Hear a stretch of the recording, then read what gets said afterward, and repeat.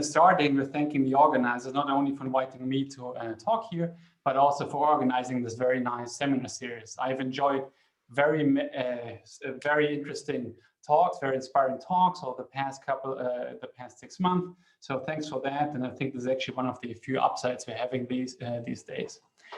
All right, without further ado, let me start with the paper. This is joint work with Christian Schlag from Goethe University Frankfurt. And in our paper, we talk about option returns on a rather fundamental level. In particular, we're talking about how a non-monotonic pricing kernel affects expected single stock option returns. So I don't think I have to motivating starting options in the first place in this seminar series, but why option returns? So there's a growing body of research on option returns, and there are many good reasons for that. And one is this very rich data can be used to study various types of questions.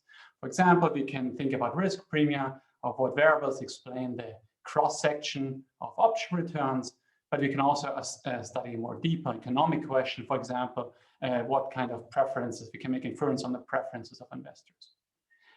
In that literature, always, either explicitly or implicitly, the standard paradigm is that the pricing kernel is monotonically decreasing in the return of the underlying. This usually goes back to this paper by Kowal and Shumway, and is also consistent with standard theory. And when I say standard theory, I mean classical models like CAPM or Black-Scholes, but even more modern asset pricing models like the Dorman risk model. However, there's growing evidence, empirical evidence, that the pricing kernel is indeed a U-shaped function of the return of the index. And the most prominent papers here are probably the Bakshi et al. Paper, Christoffersen et al. Paper, and in an act of shameless self-promotion, I put myself here, not only because I study the same object, but also because I use this option-applied pricing kernel to apply to the cross-section of stock returns and show that this can explain some anomalies there. The other way around, actually there's some external validity from this option-implied object to stock returns. But coming back to the question of hand, the natural follow-up question to a U-shaped pricing kernel is, how can this explain, where does this come from? And to me, the most reasonable explanation is variance risk. That has been first proposed by the Christoffersen et al. Paper, and a recent paper by Bakshi and co-authors that Goethe presented here a couple of weeks ago makes a similar, qualitatively the same point. So what's going on? These papers have a pricing kernel that is decreasing in returns, as you would usually expect, and increasing in variance. And then it turns out that variance is not only very high if returns are highly negative, as we typically have in mind, but also if they're highly positive. Now, in the area of positive returns, you have the case, you have a good, you like the positive return, and a bad, you dislike the variance. And then it becomes a quantitative question which one dominates. And if the variance risk premium is strong enough, you can have the case that you dislike the high return state. And then if you look at it graphically, it looks like a U-shaped function of the return of the index. Now, the gap we see in the literature is this also the case for single stocks? There should be some relation between single stocks and index because all the single stocks have to add up to the index. And if, what does this imply? So in this audience, I probably don't have to tell you much why the pricing kernel is so interesting. It's at the heart of all asset pricing models because it tells us about all the risks that are in the market and how they are priced by investors. And in the context of what we're doing, it's helpful to define the pricing kernel as the projection of the SDF, the more general object, on the return of an underlying. Why we do this? Because we will later on have only claims written on the underlying, which of course will be our option data. So the SDF can be a multidimensional object, and we only observe this projection. You can interpret this as a kind of a nonlinear regression. And when we talk about non-monotonicity, we always talk about the projection and not necessarily about the SDF. So why do we do this now for the single stock instead of the more general index? First of all, you see for good reasons. First of all, we can have a non-parametric test for monotonicity with high power. If you would do the same for the index, you would find qualitatively the same result, but it wouldn't be statistically significant. Then we can learn about the relative pricing of index and stocks. There should be some relation. we can go on and study what are the implications of a potential non-monotonicity on the cross-section of expected option returns. When I say cross-section of option returns, it will always mean across different underlying stocks. Finally, our insights we derive will allow us to shed some new light on some option return anomalies that have been documented in the literature. So to put this in a nutshell, our research question is the pricing kernel projected onto the returns of single stocks monotonically decreasing? And if not, I kind of can give this away that the answer will be no. What does this imply for single stock option returns? So this is a preview of our results. First of all, this is what I basically summarized. We will study whether the pricing kernel is a U-shaped function of single stock returns. We have a non-parametric test using option return data. And we find that these return patterns are highly consistent with a U-shaped pricing kernel. And this is very robust. Having established this, we go on and study what does this imply for the cross-section of option returns. And the key thing we will document is this implies a non-monotonic relationship between characteristics and option returns, meaning the relationship can be either increasing or decreasing depending on the moneyness. And in the paper, we show this at the example of volatility, and namely we pick idiosyncratic volatility and show that returns can be both increasing or decreasing depending on the moneyness, both in the model and in the data. Finally, we move on and take a fresh look at several option return anomalies that have been documented in literature. Particularly, there are a couple of papers that study potential lottery preferences of investors.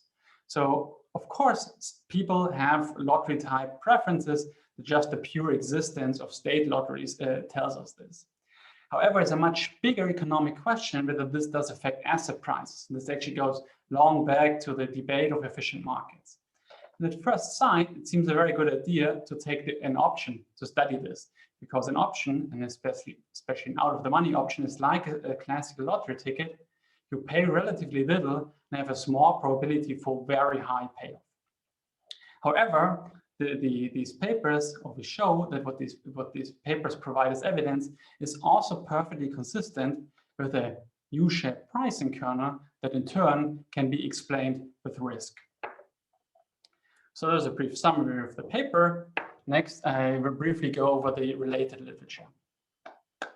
There's a large body of literature that is pricing kernel monotonicity or non-monotonicity, and most of these papers do this on the index. And also, there are dozens of papers that I can impossibly summarize, virtually all of them need some parametric assumptions on distribution and so on and so forth. And the results can be sensitive on how you specify this. Only very few papers do this using options return, where you can actually do this in a non-parametric way. This is what we built. Then there's a large literature on single stock option returns. I've listed here those that study the cross-section returns, like Goyal and Serretto study the variance risk premium. This paper studies the correlation risk. Dimitri studies order flow, the shape of the implied volatility curve. And we will relate to these two papers by Hu and Jacobs and by Aretz et al. Because they also study the impact of volatility on option returns. The second category of papers talks about lottery preference on option returns. And I should make clear here that we are not the first to document that, but will essentially be our empirical result, that out-of-the-money returns are negative and out-of-the-money option returns are decreasing in moneyness. That has been documented before. However, all these papers relate this to skewness or lottery preferences. And we are the first to systematically relate this to a U-shaped pricing kernel, explain this with risk, and test it accordingly. Now, when people talk about option returns, they often actually refer to delta hedged option returns. We are not touching on this. We consider this a completely different object. And at first sight, I think our results don't have any implications on this. All right. Now let's start and talk about the shape of the pricing kernel and expected option returns. This slide summarizes our testing strategy for the pricing kernel monotonicity. And I have two plots here. One for the case where the pricing kernel is monotonically decreasing, and one where the pricing kernel is U-shaped. The first one is actually a standard Black-Scholes model. And the solid black line is the monotonically decreasing pricing kernel. It's decreasing in returns. It's high for negative returns and low for positive returns. And then we have two types of option returns. The blue line are standard call options, and which are monotonically increasing in the strike, or you put your moneyness on the x-axis. The second thing we're having is we call digital option returns. I have the payoff function here. This is just an option that pays you $1 if at maturity the underlying exceeds the strike and 0 otherwise. They're also sometimes called cash or nothing or binary options. So, and they have the same qualitative pattern in the Black-Scholes model. They're also monotonically increasing, and they're constantly lower than the call returns. Now, this pattern here is actually quite general, and Koval and Chambray provide a proof that as long as the pricing kernel is in any way monotonically decreasing, call returns are monotonically increasing. The proof is quite involved, and I would just like to convey you the intuition. Suppose you have a call written here with a strike of 0.9. Anything to the left of the strike has a payoff of 0 and doesn't matter. Doesn't matter for the expected return of the call, the formula I have here. The payoff under P over the payoff under P times the stochastic discount factor. Now, as you move the strike to the right of your call, you only have payoffs to the right, but the SDF in this area gets lower and lower. So the SDF is here, you divide by less and less, so this entire object goes up and up. Now, and qualitatively, they have this inverse relationship. The one goes down, the other goes up. In the context of the U-shaped pricing kernel, it's a little bit different. So this stylized U-shaped pricing kernel that is generally decreasing and then increases again for high positive returns. Now here also call and digitals have qualitatively the inverse pattern. The one is U-shaped and the returns are hump-shaped. And the intuition for these patterns are exactly the same. If you look at an out-of-the-money call, but just reversed. If you look at an out-of-the-money call, now in this area where you have a payoff, the pricing kernel is going up and up. If you move the strike to the right, you have higher and higher levels of the pricing kernel left. You divide by more and more, and this entire thing, the entire object goes down. From the perspective of the in-the-money strike, this downward sloping part quantitatively dominates, so therefore you're here in the upward sloping area. And at some point here, the two effects cancel out and you have a turning point. And we cannot analytically determine where exactly this turning point is, but we can know that after the turning point, digitals are actually higher than calls and stay higher. And then they both increase until to 0. Okay, so after summarizing this picture in detail, we now have the three, I need to say one more thing. We only can use claims that pay off here in the upside to differentiate between the two pricing kernels, because only here the one is downward, the other one is upward sloping. So we can use calls, we use the digitals, and you could come up with other claims. And this point is also made forcefully by Bakshi and co-authors. In puts, we will not study puts at all in this paper because puts pay off in this region where the pricing kernel is decreasing in both cases. So there's no qualitative difference. You cannot use them to study whether the pricing kernel monotonicity, and there are also very little implications. So not touch calls in this paper at all. So the plot already summarized, the two plots summarized our main hypothesis. If the pricing kernel is monotonically decreasing, call returns are strictly increasing in strike, digitals are increasing, and call returns are always higher than digitals. In the case of a U-shaped pricing kernel, there is a turning point, we denote K star, where call returns start rising and stop rising and start falling. We also have a slightly higher turning point for digitals where they start falling in moneyness, and there's the switch for in the money options, digitals are lower, and for out of the money options, digital calls have higher returns. So the easiest way to test this is to look, option returns for different moneyness and then see which pattern they follow, and therefore we can test for pricing kernel monotonicity. Are there any questions at this point, or should I go on? No questions so far, so carry on. Thank you very much. Okay, so our benchmark approach will be very similar to what Bakshi et al. Does with index options, but we have to adjust for single stock options.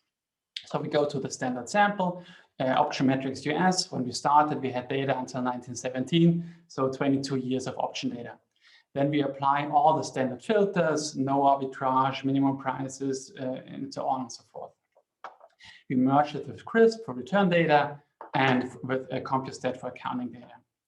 The theory I've shown you on the plot only applies to maturity returns, so holding until maturity for European calls.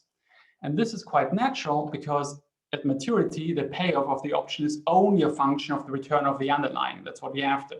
Before maturity, other state variables can play a role, for example, volatility. So therefore, we exclude all options that pay a dividend over the lifetime of the option, since single stock options are American, but therefore there should be no optimal early exercise.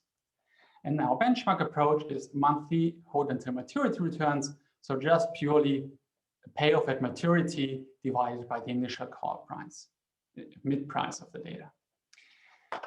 So if you have worked on index data, you probably think puts are much more important than calls, and this is perfectly fine. However, in the context of single stock options, calls are actually are more actively traded than puts. There are more strikes available, they have higher volume, they have higher open interest. So they are at least slightly more important, a little bit more important than puts in the context of single stock options. Okay, so some summary statistics for the data. This is after filtering the data, how many stocks we have left in the sample on the average in a month that have at least one call, or maybe several, but at least one call in the sample. And you see initially there's not so many, then there's a strong rise that probably you know, and then these days we have quite a many stocks in the option metric sample. Here we calculate the share of CRISP market value of those stocks we have available. Also, CRISP includes non-optional stocks, and you see on average we have 62% of CRISP market cap, which is quite good. Since we exclude dividend payers and all large stocks are paying, most large stocks are paying dividends every quarter, this probably already kills 20 to 30% of our sample. So we think we have the major part of all US stocks in our sample. Now, the theory I've presented to you, ideally you would test this, like for the index, you take one underlying, take several strikes, and look at the pattern, how this returns behave, whether they're increasing or decreasing. But there we run into a problem with the data. So on average, this table summarizes this. On average, in a given month, we have 1,566 stocks in the sample. However, 40% of them have only one strike left in the sample. So you cannot possibly compute any difference there. Another 30% only have two. It's already very difficult to look at the full picture.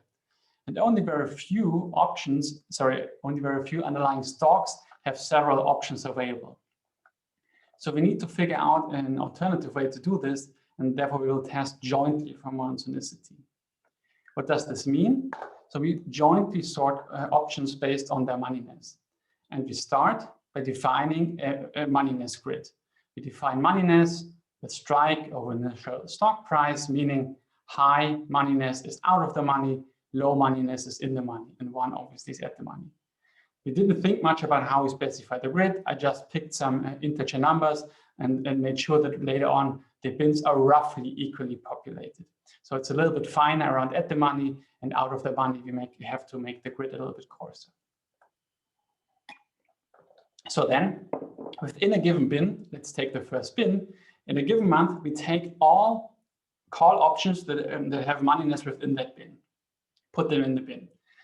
If there's an underlying stock that has more than one strike, two or more, we only keep the option that has the moneyness closest to the midpoint, such it's not overly crowded by some underlying stocks.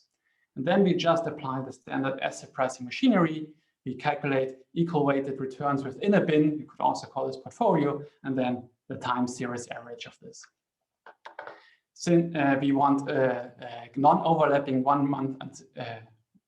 non-overlapping monthly returns until maturity, we do this by forming portfolios the first trading day after the third Friday, so typically the Monday, hold them until maturity, look at the payoff, wait over the weekend until the next Monday and start again, such we don't form the portfolios on the expiration day. Costs are right there in the data. We need to approximate digitals as both spreads.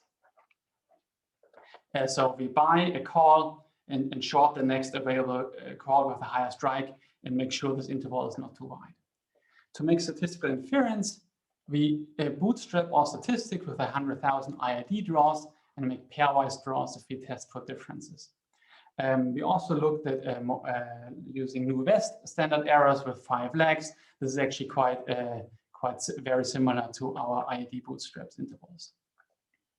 Okay, before we go to the data, a quick reminder on what we're testing for. The one is this strongly, constantly increasing return pattern. This other one is the hump shape pattern. So here's the data. We plotted again the midpoint against the midpoint of the moneyness bins, and these are the average returns.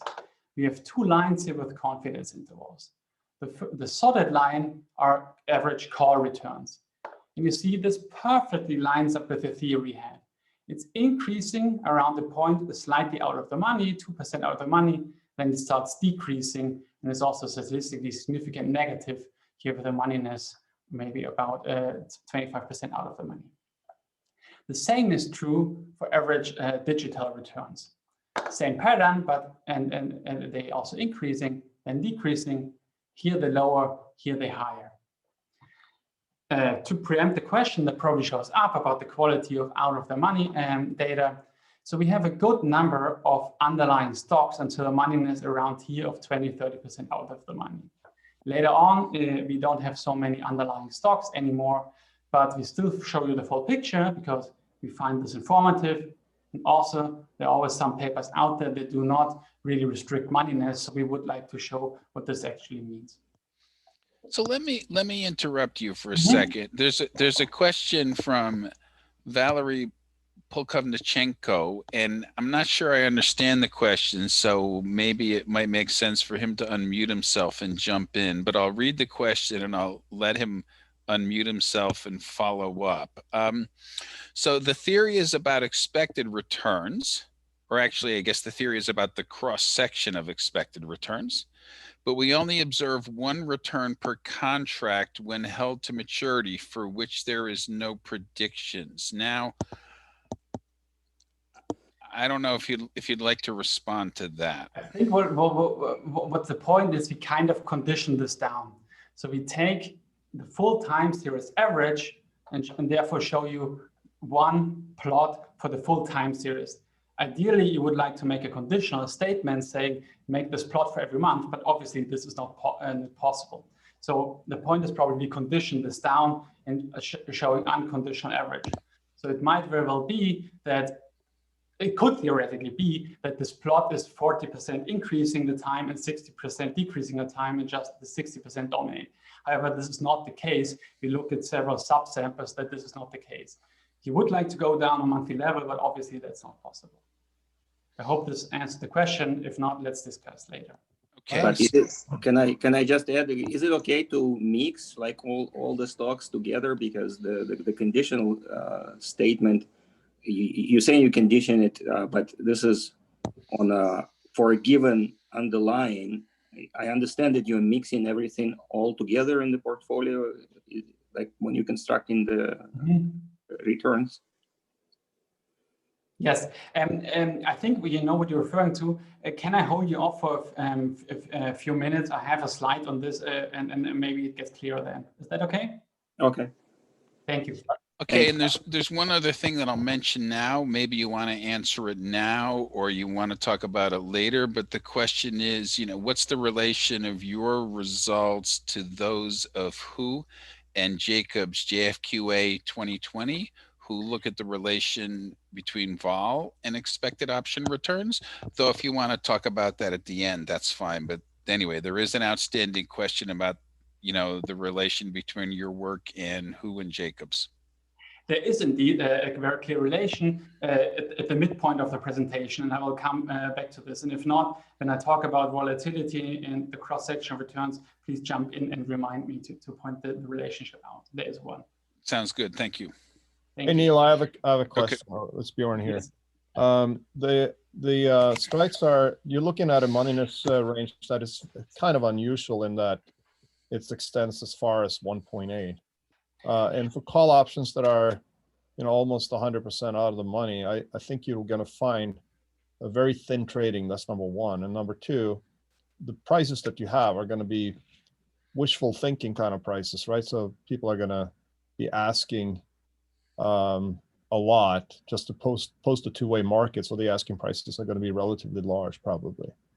Do you have any idea as to the extent to which these large negative returns are driven by kind of unreasonably large prices for illiquid options that are just way out of the money? Yes, that is a perfectly valid concern. I'm very sure that this is not what's driving this. So as I said, we have a lot of underlying stocks until a range of here. Maybe you can a little bit be unsecure about this.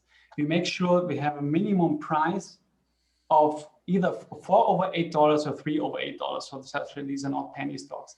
They have to have at least open interest, positive open interest, and it also works if you require them to have positive volume on the formation day. Now, actually, it turns out that these out-of-the-money options have higher open interest and higher trading volume than the at-the-money options. So on that account, I think we are fine. And if I go to the next slide, it actually shows we don't even have to go that much out of the money to find statistical significance. So what please. What does this graph look like if you compute the returns from the bid prices?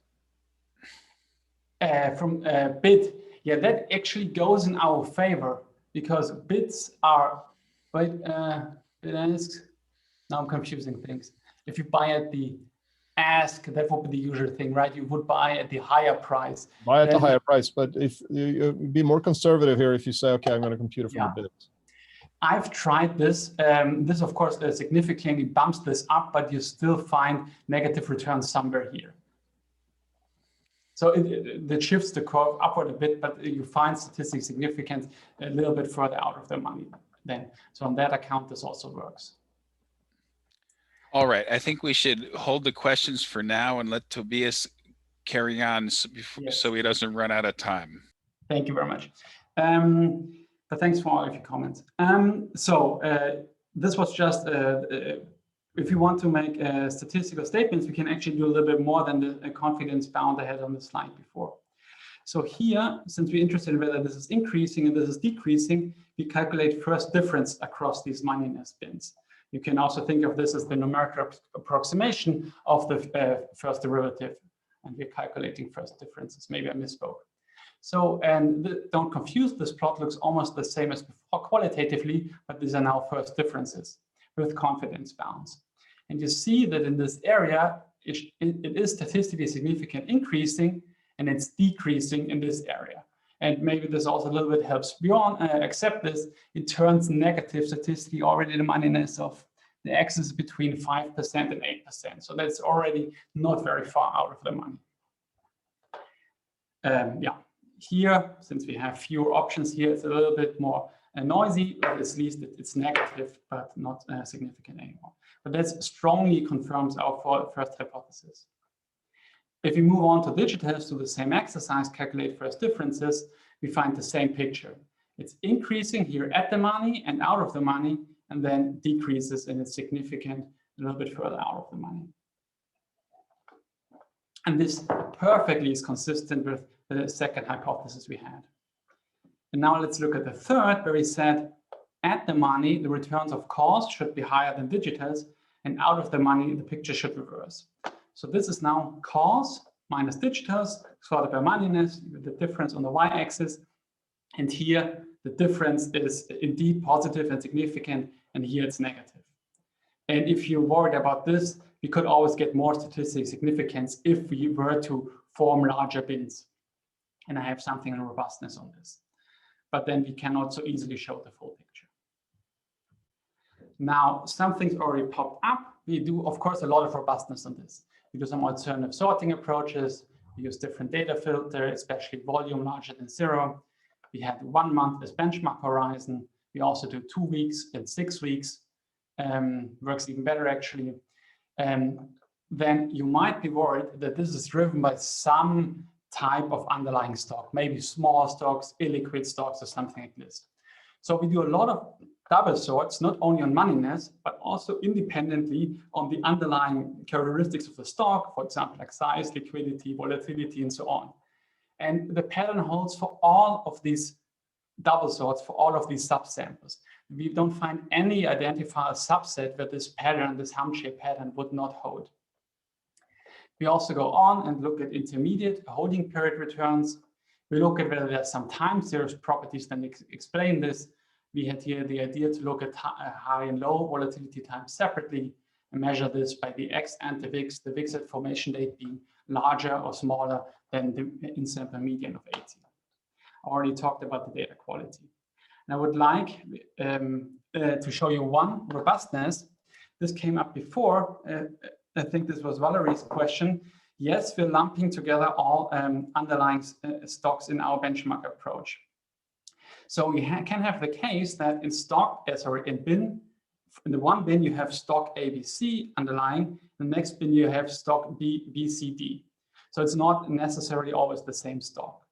The pure version of the test would be to always have the same stocks in both bin and take differences between the same stocks. And that's what we do in this table. So we require now that in 2 adjacent bins, the same underlying stocks are in both bins. And then calculating differences and difference of returns and returns of differences becomes the same thing. We can only entertain now 2 different bins. We make one very large at the money bin, one ±10%, and one very large out of the money bin. And we see at the money returns are positive and out of the money they're negative, both mildly significant. But the difference here is vastly significant. The stars are based on the bootstrap confidence interval. You see this is far away from 0. For those that are more comfortable with t-stats, the t-stat, the new West t-stat here is also very large. So we think this result gives very strong credibility to our benchmark approach. It's not driven that we have made potentially different stocks in different bins, because this perfectly works out if we have a stricter test. But we only have 2 bins, and it's not so easy to see the entire range. But this already clearly rejects monotonicity. So if there are further questions on this, maybe I should handle them now. Otherwise, I move on to the next topic. So there is a question related to this from David Schreindorfer, more of a suggestion, but I'll give you a chance to respond to it. A suggestion to address both heterogeneity across firms, Valerie's concern, and extreme moneyness, Bjorn's concern.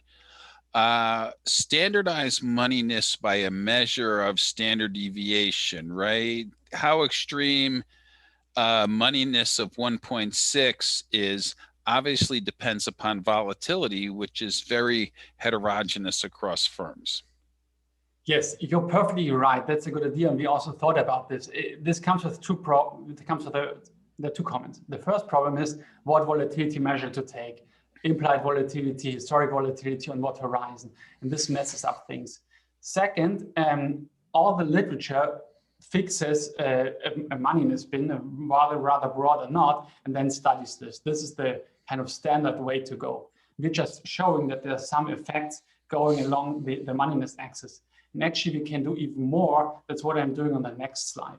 So let me think a little bit more on this. This is certainly a good suggestion, but I think it kind of goes against what we want to show. It does not help us. Tobias, real quick. So I think that could be useful robustness, right? So if we think maybe 1.8 is too extreme, and you say I cut it off at, let's say, 2 standard deviations, So because like maybe there's more liquidity for stocks where 1.6 is not as extreme.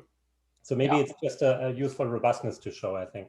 That's a good point. I noted it down that probably we should include. Thank you very much. All right. All right. Please, I'm worried about the time, so why don't you carry on? Yeah.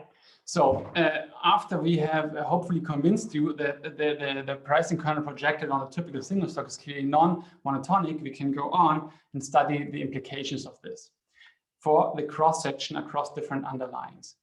And the key finding you're going to have that this induces a non-monotonic relationship between some variables or stock characteristics and expected option returns. And to show this, we pick the example of volatility, which is arguably the most important variable, at least for option prices.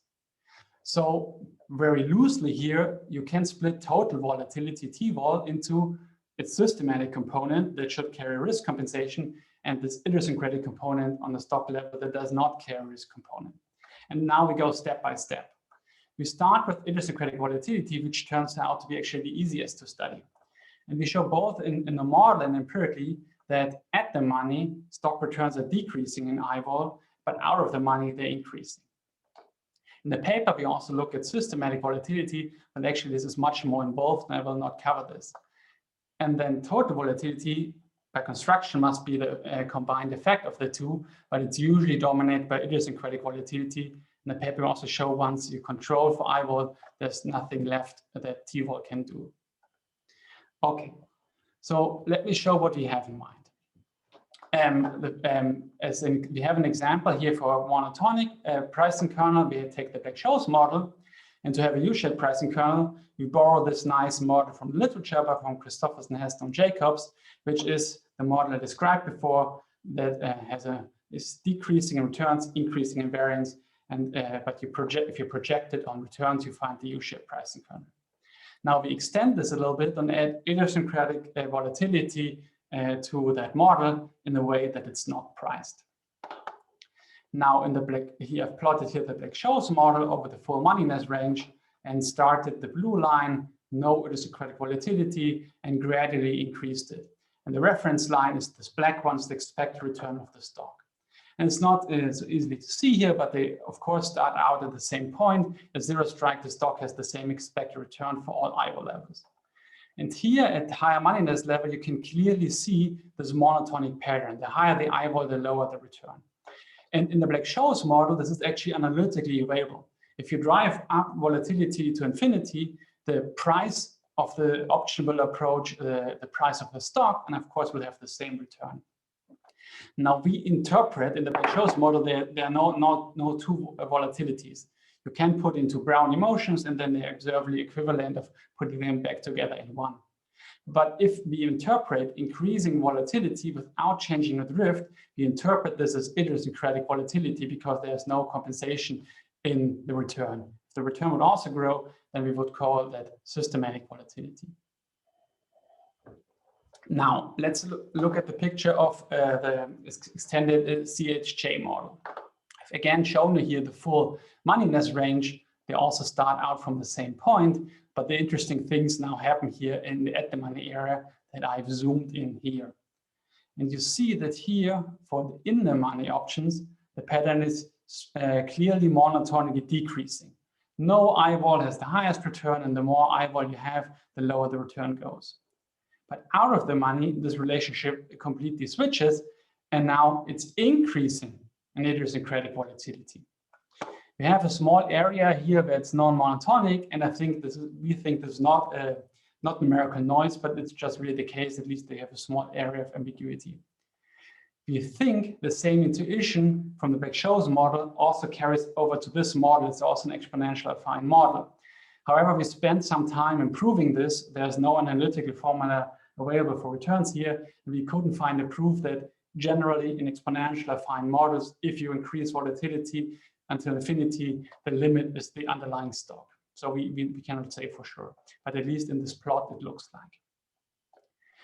Next, we take this to the data.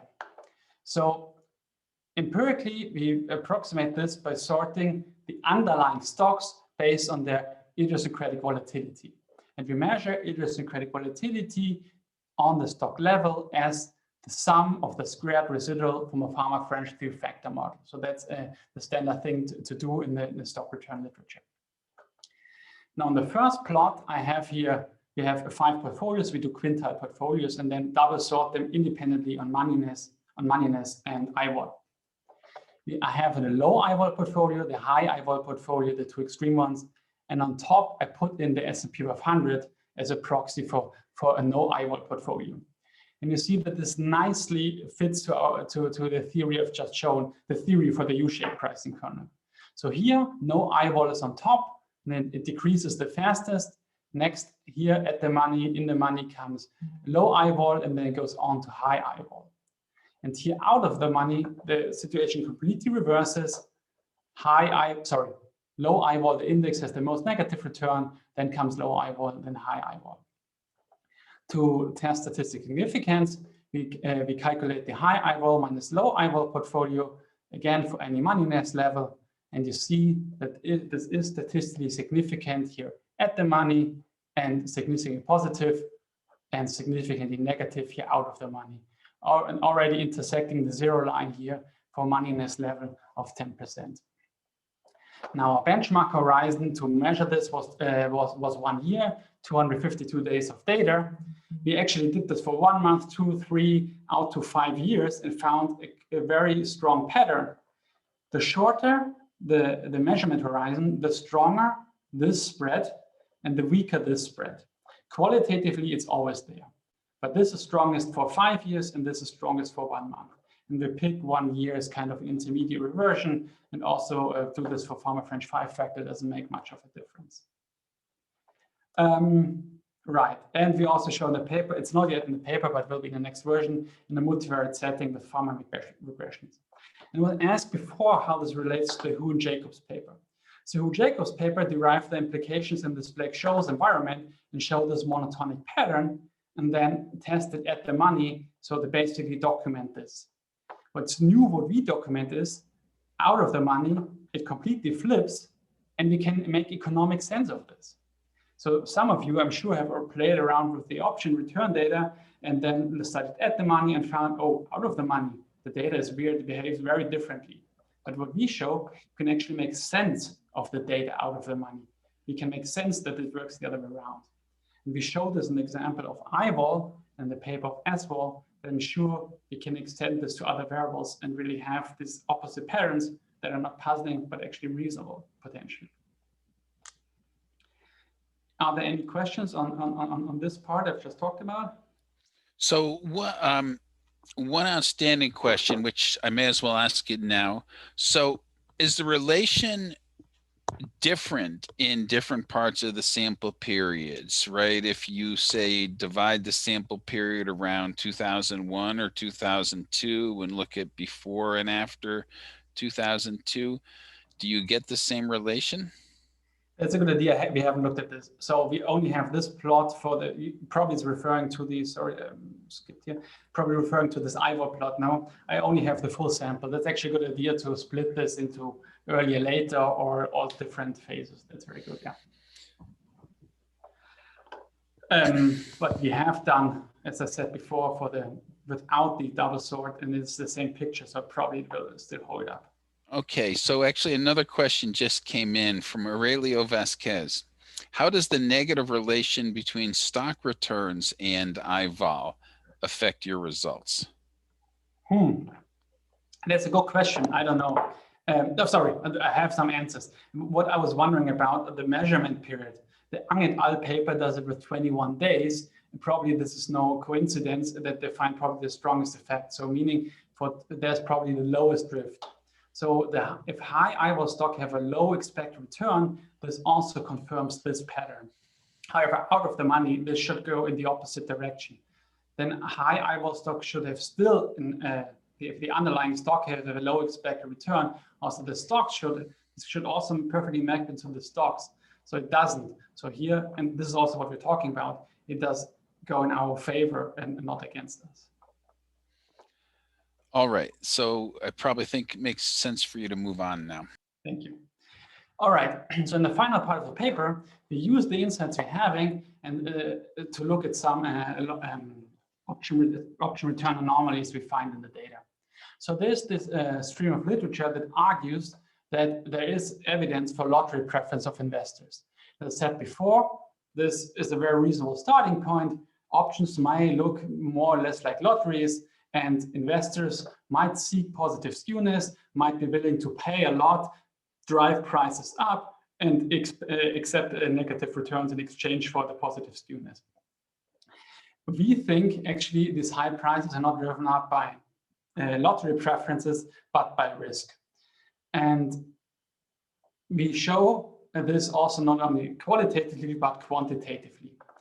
So the two most common measures to measure the expected skewness of an option return are this ex-ante skewness measure suggested by Boyer and Working in the GF. And it turns out in a Black-Scholes environment, you can get a closed form solution for all higher moments of option returns, including the skewness. The second typical measure is the max measure that was proposed by Bali et al. For stocks, also called the max anomaly. And then Byun and Kim apply this to options. Now we say these patterns are also perfectly consistent with a risk-based story. I would like to emphasize here, we do not want to criticize this paper. Methodology and results are perfectly fine, but these are important economic questions, and I think it's just natural that you revisit them, and we're just offering an alternative explanation. So let me walk you through this, how this plays out. There is this, if you sort options returns based on the ex-ante skewness measure in a univariate way, you find these patterns. The low, so you calculate this measure, sort underlyings, and calculate the returns. The low ex-ante skewness has relatively low returns, and as higher skewness gets, first returns increase and then get negative. So options with very high skewness or expected ex-ante skewness have negative returns, and the spread is clearly negative. Since we're sorting on this ex-ante skewness measure, this is also strongly increasing across the portfolios. But what at the same time happens, also moneyness is strongly increasing across these portfolios. Because this measure is strongly related to moneyness, the further out of the money an option is, of course, the more skewed its return will be, because we're just chopping off the tail of the return distribution, being it log normal or whatever it is. So in a Black-Scholes world, this observation would be very puzzling, because they should actually go on until infinity, but the more skewed they are, the more negative they are. But this also looks very much like this hump-shaped pattern I've shown you before. Moneyness increasing, at the money we have the peak, and out of the money returns become negative. So to test what's now really going on, we do, again, double sorts, and here we now do dependent double sorts on moneyness and ex-ante skewness. And we have to do dependent double sorts because you see that these measures are highly related. If you would do it independently, all low ex-ante skewness portfolios would be here with low moneyness, and high moneyness would be all the high ex-ante skewness. So double sorts meaning we first fix the moneyness bin, and then within the moneyness bin sort on these characteristics and do this separately for each moneyness bin. And you see here, I show you all the 5 portfolios, that these lines are actually quite close together and intersect them all a couple of times. If we now take again the typical high minus low portfolio, you see that for most of the moneyness range, this high minus low portfolio is not significant at all and intersects the 0 line a couple of times. So after controlling for the strong effect of moneyness out of the money, there's nothing really left for the ex-ante skewness of the option. This was a univariate way. You can also show this in a regression. So here we do classical Farmer-Macbeth regressions with this ex-ante skewness measure, have moneyness as a control, and later on a couple of other controls. If we pool together all calls, we will find that this ex-ante skewness measure predicts returns negatively. But we have, and we even have moneyness as a control. But this is a tricky object because moneyness is positively and negatively related to returns. So the easiest thing we can do about this, find the point where it changes, which in the very big initial plot was about 2% out of the money, and just split the sample in half. And now we find that in the money and at the money, ex-ante skewness is either insignificant, or with all the controls, it's even positive. And out of the money, without any controls, it's strongly negative. It picks up the moneyness effect, but once you throw in a moneyness, strongly significant here, or if you throw in other controls, it's insignificant. And controls are typical things that will control for moneyness, of course, and some characteristics of the underlying that I've listed here. If I have time, I can quickly move on to the second paper, the max measure. Not the second paper, but the second measure. So this max characteristic by Barley et al. Measures the following. It's the 10 largest, the average of the 10 largest returns over the past quarter for a given stock. So this really smells like a behavioral explanation, and to my knowledge, at least for the literature on the cross-sectional stock returns, nobody really find a good explanation why this is happening. So it seems like stocks with a lot of extreme returns pick up the attention of investors and they bid up prices. And the same could go on in the option market. So there are some stocks that do super well, and I start buying an option on them and drive up the prices. Now we perform our standard portfolio sort machinery, like in the IVO case before, but now with the max measure. And again, do independent double sorts here. And I've shown you all the 5 lines here, and here you see a clearly negative monotonic relationship, just like predicted. High max, somehow investors like them, bid up the prices, returns go down. But out of the money, this relationship flips. And we show this also here with the classical high minus low portfolio. At the money, yes, the relationship is negative, but out of the money, it flips. And this is even more puzzling, because if this would be the explanation, I would even more likely to buy an out of the money option, because it gives me even more positive skewness than the at the money option. So if anything, this effect should not flip here, but be stronger. And again, we show the same thing in Farmer-McBeth regression that I guess I can, okay, no, actually there's another point I forgot. The max measure, it's well known, is highly related to idiosyncratic volatility. So this also perfectly looks like the IVO picture we've shown you before. At the money, returns are decreasing in idiosyncratic volatility, and out of the money, they're increasing. It's not so easy to disentangle this because they are correlated with about 82%. We do this in this regression, both at the money and out of the money. And just quickly summarize, at the money, since they're correlated, here we're fine. IVO picks up the measure of max, both with controls and without. But out of the money, they have opposing effects, and it's not so clear whether we are fine with doing these regressions. But at least this clearly points into the direction that the effect goes in the other way than it should. All right, let me conclude, and then I'm happy to take also questions on this. We show in a non-parametric way that the SDF projected on a single stock is also U-shaped. And then we look at the implications on the cross-section of option returns and show that you can have a non-monotonic relationship between characteristics or variables and average or expected option returns. We showed this at the example of idiosyncratic volatility, and in the paper also systematic volatility. And I'm sure there are many other variables where it goes that way. Now you might think, I just found this very nice relationship. There's this variable that strongly predicts option returns at the money, and now comes Tobias and tells me I should also study this out of the money, and maybe the effect goes away. I don't like this. But that's not the way we think you should look at our results. We show that it can make perfect sense that results are the one way at the money and the other way out of the money. We can even learn more from that. This can enrich our picture about the SDF, and we can learn more detailed about how a variable enters the SDF and how this variable is priced. All right, on that note, I would like to end, and I'm looking forward to further discussing with you. Thank you very much. Great. Thanks very much. I thought it was very clear. But anyway, now, if anyone has a question they'd like to ask, you should feel free to unmute yourself and use the microphone. So if you want to ask, follow up on an earlier question or ask a new question, now's the time.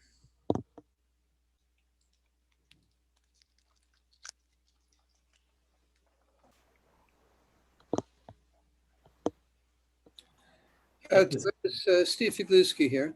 Hi. There is so much in this paper that in order to make really sensible questions, I have to read it carefully, which I shall do. But there are a couple of sort of underlying things that I've been wondering about. One is we know well that individual stock options have an actually U-shaped volatility smile. Yes. Now, if options have a volatility smile, the at the monies are going to be priced on lower implied vols than the out of the monies and the in the monies. And if you're buying something on a lower volatility and writing something on a higher volatility, you expect that the one that you're buying at a higher volatility is going to have a lower return than buying the same option at the implied volatility of the at the money. So are you showing us something different, or are you showing us sort of the same thing in a different way? So I think, no, I'm sure we're showing something different. What you just mentioned is, of course, well known, this volatility smirk, and this points to this direction. But the volatility smirk is only a deviation from log normality. So if we would live in a log normal world, then this would be a one-to-one mapping to what you just said. But if returns are not log normal, and most likely are not, and they're heavily right skewed, this does not necessarily imply one of another. It could be either way. It could be they are so heavily skewed, and despite having the implied volatility smile, returns could be still positive, like in the Black-Scholes world. And the other way around, we could have a decreasing volatility smile to just a linear line, but if we have less skewness than in the log normal case, returns could even be increasing. So there's no one-to-one mapping from one or the other, although they seem related. Mm-hmm.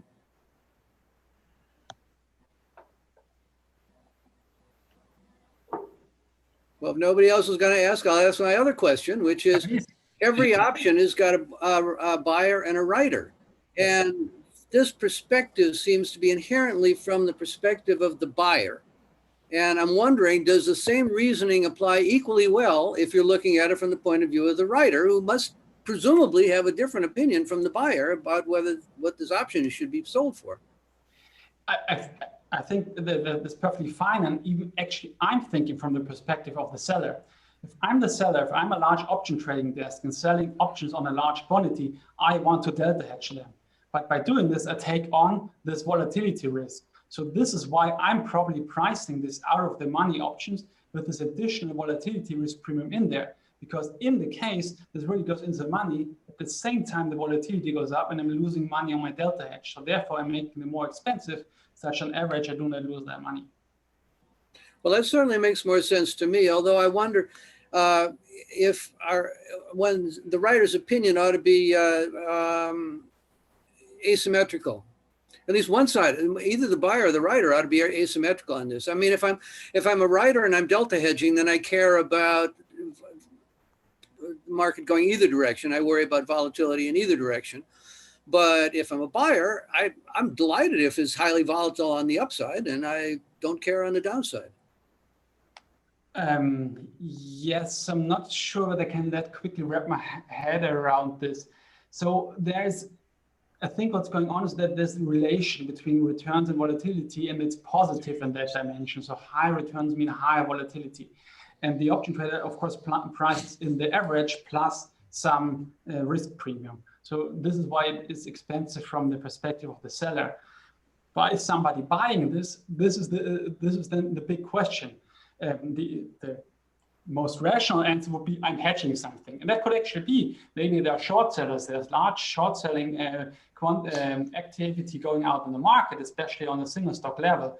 And they might be interested in hedging themselves against the price going up too much and they going belly up due to the short sales. And that's actually the model that Bakshi have in their paper. That could be one explanation. Could also just be that people are really buying these lottery-like tickets. But if that's your point, I think you also have to swallow that they do the same thing on the index, which does not seem so reasonable to me. Mm-hmm. All right, other questions? Now's your chance. If you think he's wrong, now's your chance to tell him he's wrong.